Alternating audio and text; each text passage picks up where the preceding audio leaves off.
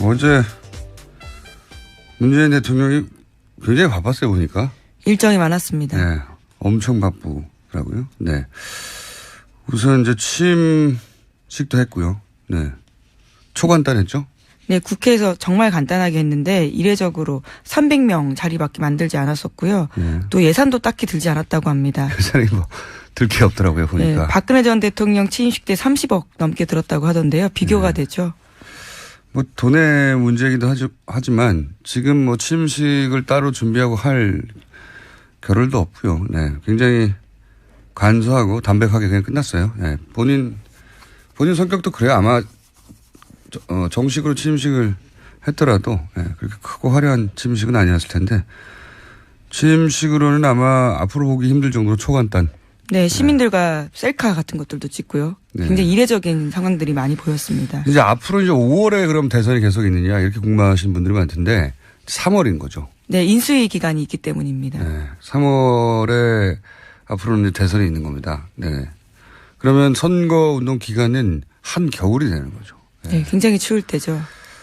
뭐 그런 일은 없어야겠지만 혹시라도 다음에 탄핵될 대통령은 가능하면 없어야죠. 여름에 좀 부탁드립니다.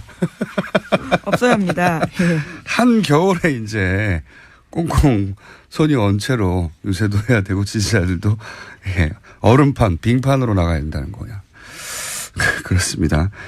여하간 앞으로는 3월에 있게 되는 겁니다. 대선은. 개헌이 있거나 또는 탄핵이 있지 않으면 앞으로는 3월 대선이 됩니다. 자, 그리고 이제 눈에 띄었던 것은, 경제기득 후보들 중에는 유승민 후보가 취임식에 자리를 했어요. 예. 네, 악수하는 모습 보였습니다. 다른 후보들은 아마도 일부러 이제 피해 주는 게 예의다. 이렇게 생각하신 분들도 있고, 또는 오고 싶지 않았던 분들도 있을 수도 있죠. 근데 이유가 뭐였든지 간에, 본인이 앞으로 계속 정치를 할 거면 유승민 이제 의원이라고 불러야겠네요. 유승민 의원처럼 오는 게 좋지 않았을까 하는 생각을 했어요. 보면서. 네, 승복하는 모습을 보여줬다라는 이미지를 남겼습니다. 그것도 그렇지만 이제 뭐 진심은 어떤지는 본인 마음에 들어가 봐야겠지만 축하한다는 뭐 그래서 호감도 상승한 것으로 전반적으로.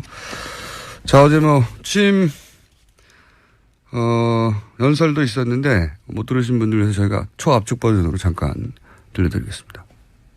저는 감히 약속드립니다.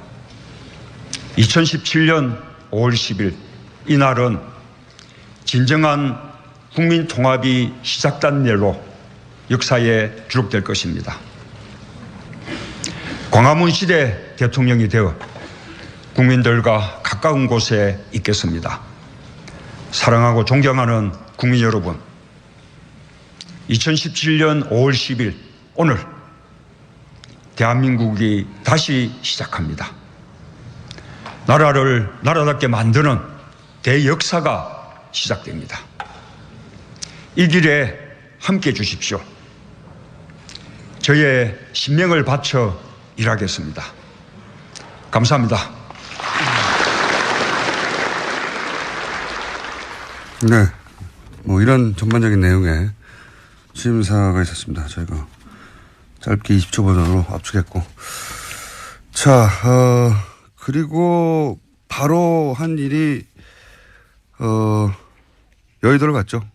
네, 취임식 전에요. 먼저 야당 지도부들을 찾았습니다. 예. 오전에요. 그게 먼저였나요? 예. 네. 그랬군요. 야당 지도부를, 원래 이제 당선되면 야당부터 찾겠다고 하긴 했었는데, 실제로. 이것도 이제 처음 있는 일이라, 언론의 주목을 많이 받았습니다. 자유한국당부터 정의당까지 쭉. 네, 당사를 직접 찾기도 했었고요. 예. 그리고 이제, 뭐랄까, 긴장 관계 속의 말들이 오가기도 했고, 나를 좀 숨기고, 예. 왜냐면 뭐, 이틀 전까지 서로 나를 세우고 싸웠으니까 금방 그게 해결되지는 않겠죠. 그래서, 나를 숨기고 서로 약간 모난 대화를 다루기도 했고, 예. 아주 재밌었던 건 정의당 방문했을 때 멘트예요. 예. 정의당을 방문했더니 노회찬 원내대표가 그런 말을 했죠. 우리 당사를 찾은 첫 번째 대통령이에요. 네. 이렇게. 인상 깊었습니다. 예. 그런 멘트도 있어서 간단하게 어떤 얘기 했는지 짚어보겠습니다. 남북관계, 안보 문제, 그리고 또 한미동맹, 이 부분은 저는 우리 자유한국당에서만 조금 협력해 주신다면 있지 않을까 그렇게 기대를 하고요. 그래서 안보에 관한 중요한 정보들은 좀 공유해 나가서 함께 또 지혜도 모으고 그렇게 나가겠습니다. 네, 정우택 원내대표한테 하는 말입니다. 그러니까 이제 지금 남북 관계가 풀기 어려우니까 정보 공유할 테니 같이 좀 도와달라. 여기에 대해서 정우택 원내대표는 이렇게 받았죠. 대통령께서 야당할 때보다 우리가 더 강한 야당이 될 것이다. 네, 맞받은 거죠. 예, 그러니까 좀 도와달라고 했더니 쉽지 않을 것이다. 우리가 더 강한 야당이 될 것이다. 사실은 자유한국당, 그전에 새누리당이 아니죠. 그 이전에 쭉 거슬러 올라가면 한나라당 시절 또 무슨 신한국당과 한나라당 시절이 야당이었죠. 예. 그때 강한 야당이었어요. 굉장히. 예, 의석수도 많았고, 예. 굉장히 강한 야당이었고, 항상 강한 야당이었습니다. 네, 대여 투쟁들을 했었죠. 예, 굉장히. 이런, 주요 멘트는 이거였고요. 예, 그 다음은 의석수에 따라서 이제 국민의당 방문을 했습니다. 무슨 얘기를 했는지 먼저 들어보시죠. 우리 더불어민주당과 국민의당은 지금 우리가 다른 길을 걷고는 있지만 그냥 뿌리는 같은 정당이기 때문에 이렇게 조금 더 특별한 그 협력을 바람하지 않습니다. 오늘 문모닝당 예, 아주 듣기 좋은 말씀이고 아주 감사드립니다. 예. 네, 박지원 원내대표한테 한 말입니다. 네, 문모닝당.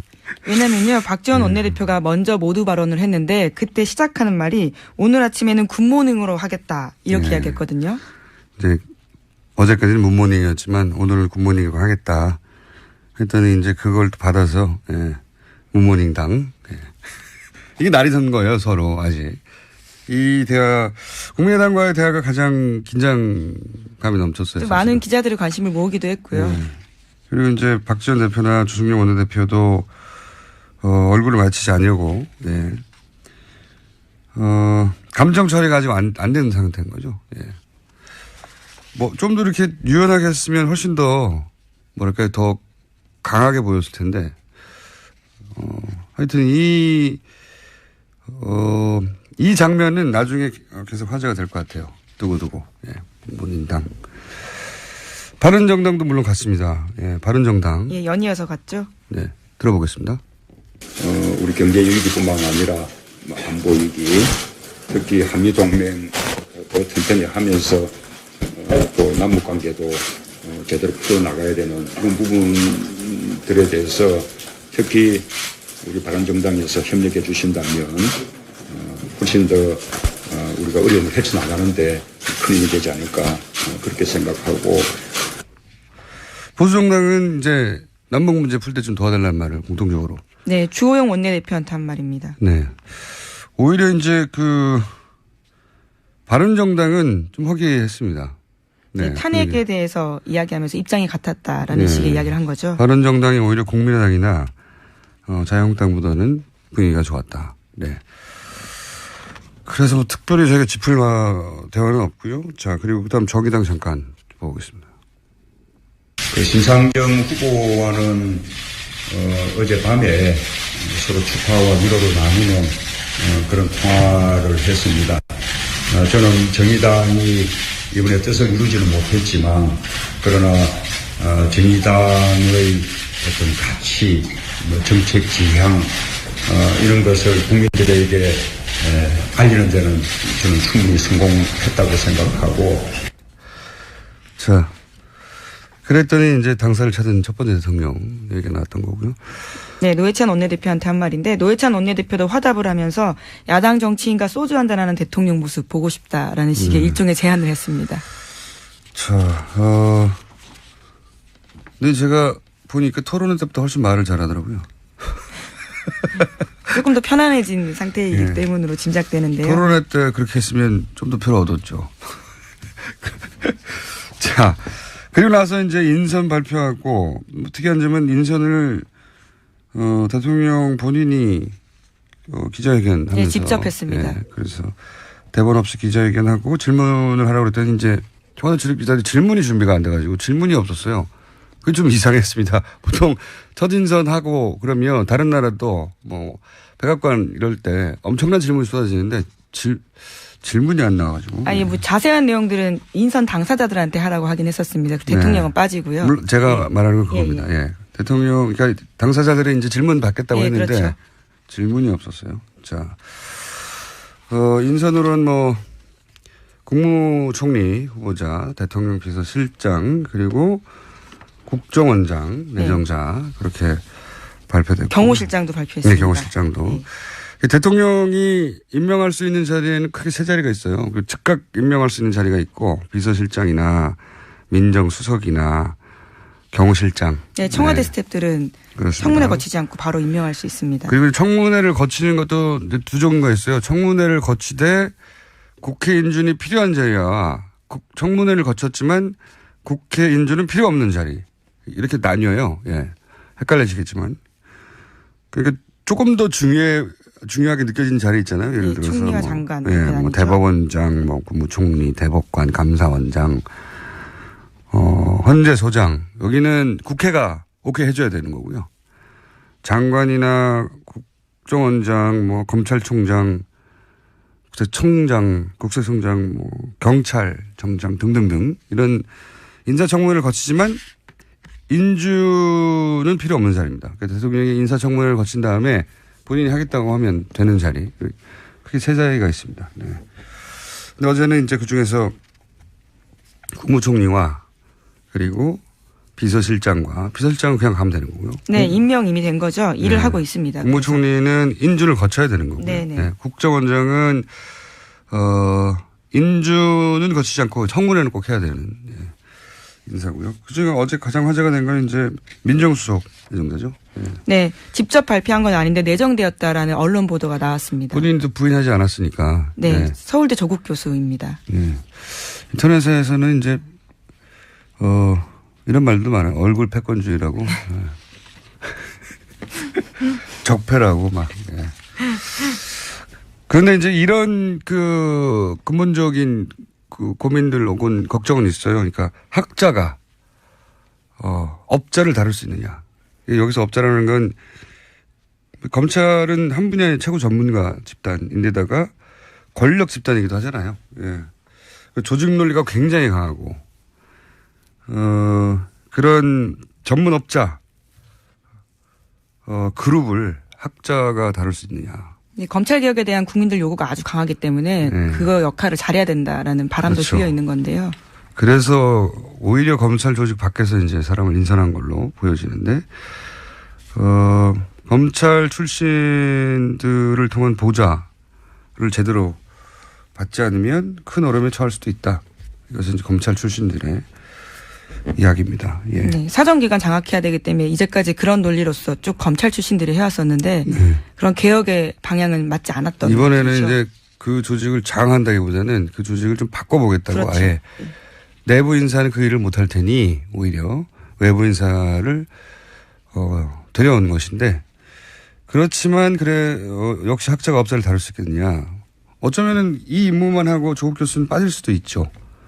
네, 그럴 수도 있을 수 있습니다. 많은 기대와 우려가 동시에 교차하는 자리고 국정원장에 대해서는 말들이 없어요. 굉장히 적임자다 하는 얘기가 많습니다. 네, 이미 국정원 3차장을 지낸 바가 있습니다. 네, 그리고 이제 남북 문제가 굉장히 지금 꼬여 있는데 제가 알기로는 김정일 당시 국방위원장을 가장 많이 만난 남한 사람이에요. 네, 그렇게 알려져 있습니다. 예. 실제 2000년 당시 이제 김대중 전 대통령의 정상회담도 준비했었고, 예. 그리고 3차장도 했었고, 해서 이 이상 문재인 인력풀 중에 이 이상의 적임자가 있느냐. 그래서 아무 말이 뒷말이 없는 적합한 인사였다고 평가를 받고. 네, 또 국정원 개혁에 대한 요구도 굉장히 크잖아요. 네, 그러다 보니까요 국정원 개혁 약속하는 후보자에 대한 기대도 큽니다. 예. 그래서 적임은 보통 하마평이 여러 갈래로 나오는데 이 국정원장에 대해서는 말들이 없습니다. 잘 됐다고 다들. 그리고 이제 경호 실장은 이제 노무현 전 대통령의 마지막 경호 원이다. 네, 이렇게 봉화마을에까지서 있었죠. 네, 자전거 같이 타고 다니던 네, 유명한 사진입니다. 양반입니다. 네. 그런 인사들이 이제 이루어졌고요. 자, 그리고 다른 당 사정도 잠깐 짚어볼까요? 네. 네, 홍준표 전 후보, 전 지사는요, 어제 자신의 SNS를 통해서 자유대한민국을 위해 할 일이 남아있다. 세상에 다시 부를 때까지 기다리겠다. 이렇게 남겼습니다. 당 안팎에서는 홍 후보가 당권 도전 시사했다라는 해석도 나옵니다. 자유한국당의 홍준표 후보는 사실은 당의 지원을 적극적으로 받지 못했죠. 실제. 개인 기로가 거기까지 간 것이고. 예. 그리고 이제 계보가 없고, 실제 세가 없고, 본인의 계보라고 할 만한 현직 국회의원이 사실상 전무합니다. 그런 대선 후보도 처음이었는데, 사실상 자신의 계보가 전혀 없는 대선 후보로 2위까지 하긴 했는데 이제는 이제 대선이 끝났으니까요.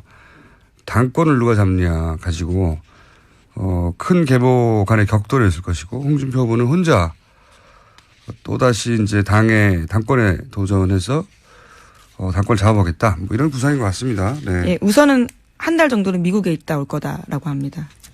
한 달이면 그냥 국내 계셔도 되는데. 네. 예, 당대표 선거가 6월이나 7월 정도에 예상되어 있거든요. 네. 만약에 이제 귀국하면 저희가 인터뷰 한번 추진해서 전혀 다른 각도에서 인터뷰 한번 해보겠습니다. 자, 그리고 안철수 이제는 뭐라고 해야 되나요? 전 의원. 예. 네, 전 의원도 입장을 냈습니다. 네, 어제 국민의당에서 선대위 해단식을 하면서 나온 메시지인데 안철수 전 의원은 당분간 휴식 취하겠다고 하면서도 좌절하지 않겠다라고 말했습니다. 재기 의사 밝힌 겁니다. 네, 삼수를 하겠다는 거죠. 네, 확실하게.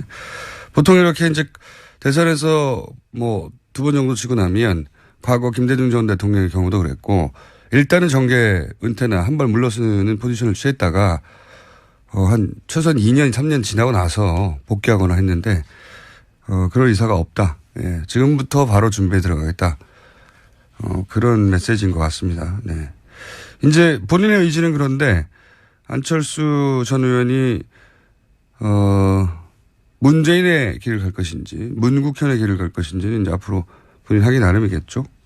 갈림길에 서 있는 것 같고요.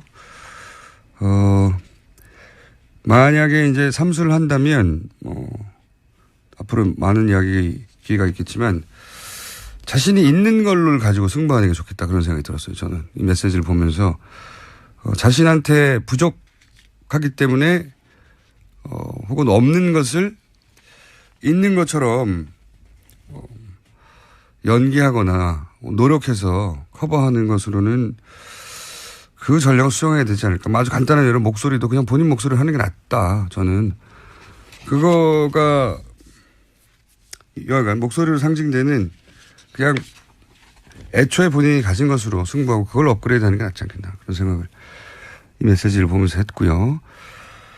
자, 한두 가지 정도 뉴스 더 짚어볼 수 있을 것 같습니다. 네, 어제 세월호에서요. 사람의 뼈로 추정되는 뼈가 2점 나왔습니다. 그렇군요. 세월호에 관련된 대선 막바지에 많은 분들이 잊고 있었는데 세월호 관련 뉴스도 앞으로 계속 저희가 네. 짚어드리기로 하겠고요. 추가 수습 기대하게 되는 상황인 거죠. 네.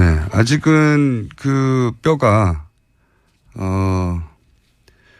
누구의 뼈인지. 네, 한 달 정도 걸린다고 합니다. 네. 아직 DNA 분석하고요. 미수습자하고, 미수습자의 뼈인지 아닌지는 전혀 확인되지 않은 상태로, 예. 뼈 2점이 추가적으로 발견됐고, 아주 오래 걸릴 것 같아요, 생각보다. 예. 인양만 하면 금방 될 줄 알았는데, 지금 속도라면 몇 개월이 걸릴 수도 있을 것 같습니다. 네.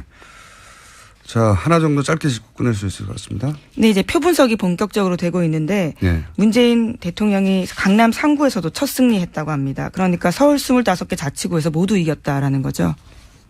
그건 처음 있는 일이네요. 예. 진보 보수 무관하게 대부분 이제 강남은 보수에서 항상 점령하고 나머지 지역은 야권 후보가 가져가고 서울 지역은 특히 그랬었는데 이번에는 전 지구가 다. 요 분석은 저희가 오늘은 뭐 간단하게 언급만 하고요. 요 분석은 전국을 가지고 앞으로 분석이 나올 테니까 차근차근 짚어보기로 하겠습니다. 지금까지 시사인의 김은지였습니다. 감사합니다. 감사합니다. 전에요. 먼저 야당 지도부들을 찾았습니다. 예. 오전에요. 그게 먼저였나요? 예. 네, 그랬군요. 야당 지도부를 원래 이제 당선되면 야당부터 찾겠다고 하긴 했었는데 실제로 이것도 이제 처음 있는 일이라 언론의 주목을 많이 받았습니다. 자유한국당부터 정의당까지 쭉. 네, 당사를 직접 찾기도 했었고요. 예. 그리고 이제 뭐랄까 긴장 관계 속에 말들이 오가기도 했고 나를 좀 숨기고 예. 왜냐하면 뭐 이틀 전까지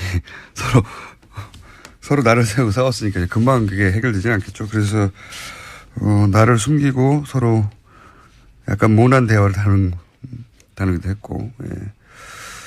아주 재밌었던 건 정의당 방문했을 때 멘트예요. 예. 정의당을 방문했더니 노회찬 원내대표가 그런 말을 했죠. 우리 당사를 찾은 첫 번째 대통령이에요. 네. 이렇게. 인상 깊었습니다. 예. 그런 멘트도 있어서 간단하게 어떤 얘기 했는지 예, 짚어보겠습니다.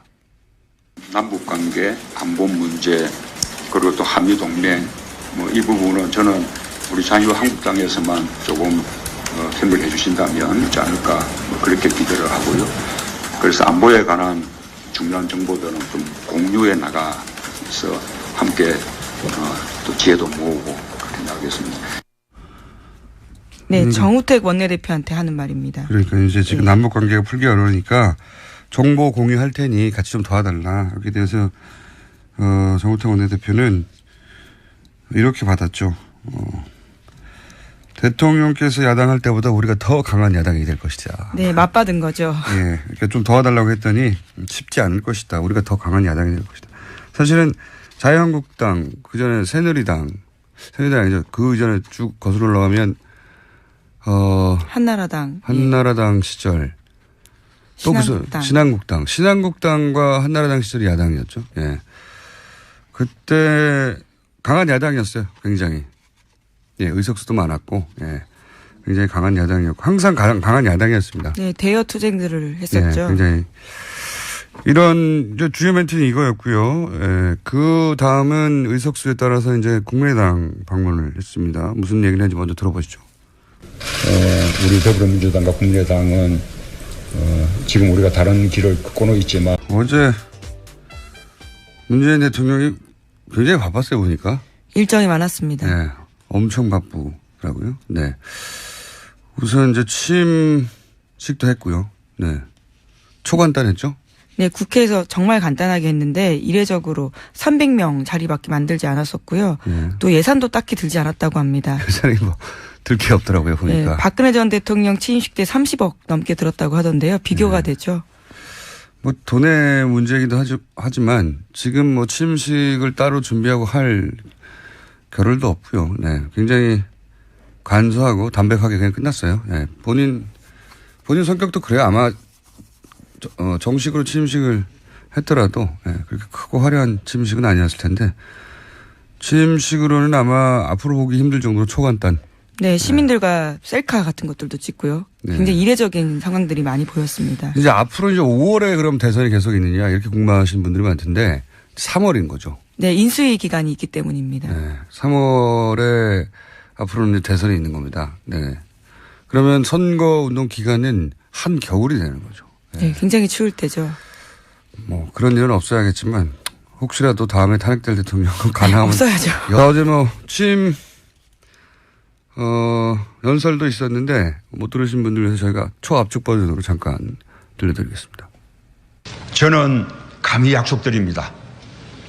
2017년 5월 10일 이날은 진정한 국민 통합이 시작된 날로 역사에 기록될 것입니다. 광화문 시대 대통령이 되어 국민들과 가까운 곳에 있겠습니다. 사랑하고 존경하는 국민 여러분, 2017년 5월 10일 오늘 대한민국이 다시 시작합니다. 나라를 나라답게 만드는 대역사가 시작됩니다. 이 길에 함께 해 주십시오. 저의 신명을 바쳐 일하겠습니다. 감사합니다. 네. 뭐 이런 전반적인 내용의 취임사가 있었습니다. 저희가 짧게 20초 버전으로 압축했고. 자, 그리고 바로 한 일이, 여의도를 갔죠. 네, 취임식 저름에 좀 부탁드립니다. 없어야 합니다. 한겨울에 이제 꽁꽁 손이 언 채로 유세도 해야 되고 지지자들도 얼음판, 빙판으로 나가야 된다는 거야. 그렇습니다. 이와는 앞으로는 3월에 있게 되는 겁니다. 대선은. 개헌이 있거나 또는 탄핵이 있지 않은 앞으로는 3월 대선이 됩니다. 자, 그리고 이제 눈에 띄었던 것은, 경제기득 후보들 중에는 유승민 후보가 취임식에 자리를 했어요. 네, 악수하는 모습 보였습니다.